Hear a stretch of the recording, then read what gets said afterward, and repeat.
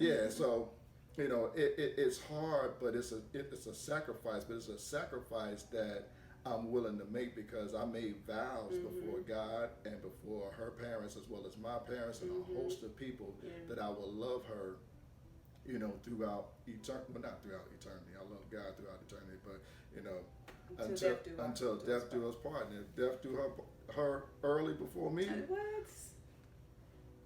Whatever.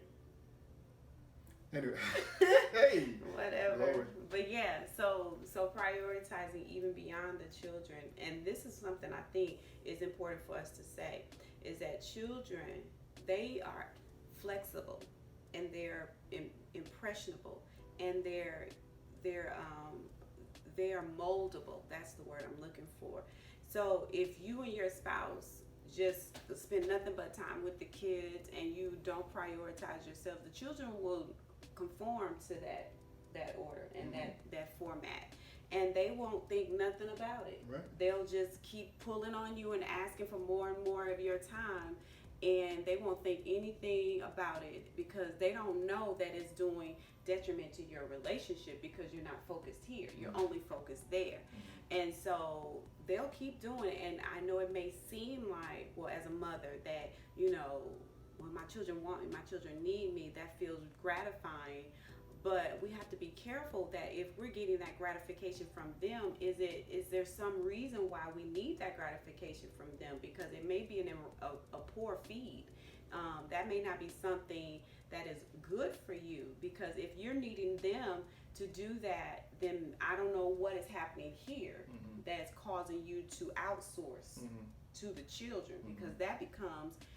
that's an imbalance, and that's an enmeshment that is not healthy for your marriage nor the children, because now the children are carrying a burden to emotionally support you when that is not their responsibility. Right, because there can even be some couples that, you know, when they're around their children and they're having moments of PDA, public displays of affection, and then the kids are like, "Oh, I don't want to see that," and then they stop and don't do it as often as they used to in front of the children because of that. But I don't care. I mean, I'd rather them saying, ooh and ah, and and I don't want to see that, because if something was to happen but with this union and they didn't see it anymore, they're going to be wondering in their minds, or they may even verbalize, how come you don't do that anymore? Because there has been a break in that, and it's something as small as that, when your children are watching their favorite, television program, or they're on their phones, or they're playing, their video games, they ain't thinking about you.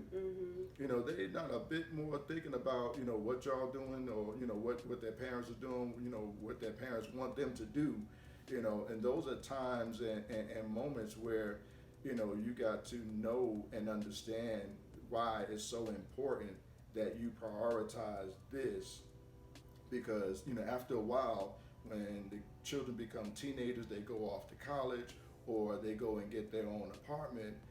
Now they're leaving, they have left the house, they have left the nest, and now you're empty nesters, and you have poured all your time, your energy, and your sacrifice into your children. You have lost this, and so you're looking at each other like you don't know who your spouse is. And that's where divorce or separation can occur or take place, or you're just going to live and grow old together in the house, in the same house, and you just don't know each other. Yeah. So, So that is super important, and we're never saying that the children don't. You can't focus on the children. You have to.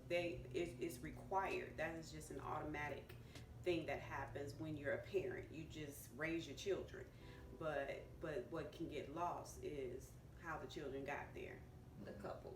And it's important that you prioritize your marriage even over your children. Prioritize your marriage even over other family members and all of those things. So we wanted to just be able to share a little bit about those priorities, and definitely let us know if you like the content. If you want to hear anything more about this subject matter or any other subject matter, let us know. Send us an email to nothardlybroken@gmail.com. Definitely remember to like, share, and subscribe. and help us out with more likes and more subscriptions. And we'll talk to you soon. Have a good one.